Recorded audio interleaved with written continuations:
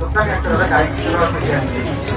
ମୁଁ ଏଠି ଉପସ୍ଥିତ ଅଛି ଆପଣମାନଙ୍କ ସମ୍ମୁଖରେ ଏଣ୍ଟରପ୍ରେନରସିପ୍ ପରଫର୍ମାନ୍ସ ଏବଂ ଫାଇନାନ୍ସିଆଲ ରିପୋର୍ଟ ବିଷୟରେ ଆପଣମାନେ ପ୍ରସ୍ତୁତ କରିବେ।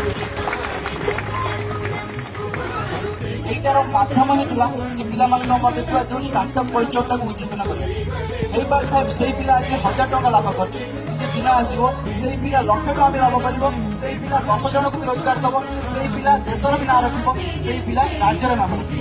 ଏବଂ ଡିଓ ସାର୍ ଏଠି ସମ୍ମୁଖିତ ଅଛନ୍ତି। ଗୋଟିଏ କଥା କହିବାକୁ ଚାହିଁବି, କାଲି ସନ୍ଧ୍ୟାରେ ଡିଓ ସାର୍ଙ୍କ କଥା ମୋତେ ବହୁତ ଭଲ ଲାଗିଲା। ଗୋଟିଏ କଥା ଯେ ସାର୍ କହିଲେ ମୋର ହେଇପାରେ କେହି ନାହାନ୍ତି ଏଠି, କିନ୍ତୁ ଜଗନ୍ନାଥ ଅଛନ୍ତି।